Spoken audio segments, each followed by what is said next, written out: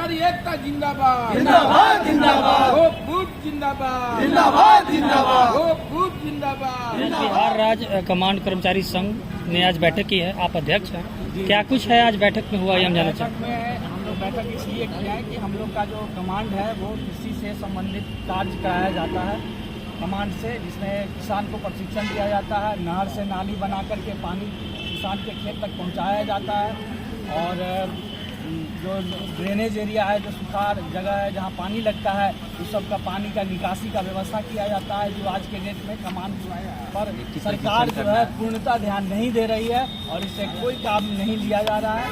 थोड़ा बहुत काम एक दो जगह है जो करा रही है, बाकी उसका कोई काम नहीं हो पा रहा है। और हम कमांड कर्मचारियों को पूरे बिहार में किसी तरह का कोई लाभ, ना ही प्रोन्नति, ना ही SCP MSCP का लाभ या NPS का लाभ या किसी तरह का कोई लाभ नहीं दिया जा रहा है सरकार, जिसके कारण हम लोग जो सेवानिवृत्त कर्मी है वो पेंशन के लिए न्यायालय में गए हैं, SCP MSCP के लिए न्यायालय में गए हैं।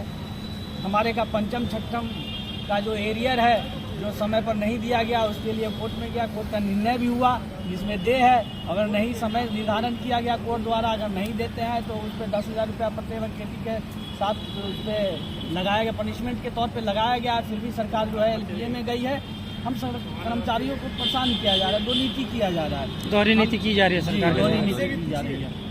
तो हमारा ये कहना है कि हम लोग को जब कमांड में कार्य नहीं किया जा रहा है तो पूर्णतः हम लोगों को समायोजन जल संसाधन विभाग के अंतर्गत कर दिया जाए, जिससे कि सारे कमांड कर्मचारियों को सारी सुविधा दे हो जाए अथवा कर्मचारियों को प्रोन्नति का लाभ दिया जाए। लगभग कितने कर्मचारी जो हैं हम लोग पूरे कमांड में बिहार भर में 250 के आसपास है।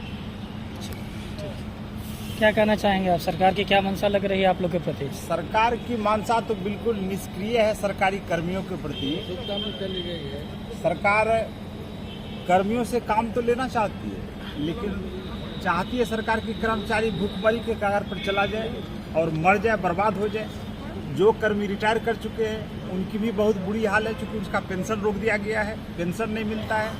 अब देखिए कि जो कर्मी कार्यरत हैं और जो कार्य से सेवा से निवृत्त हो गए हैं, उसका 5वां वेतनमान, 6ठा वेतनमान, 7वां वेतनमान बकाया है भाई।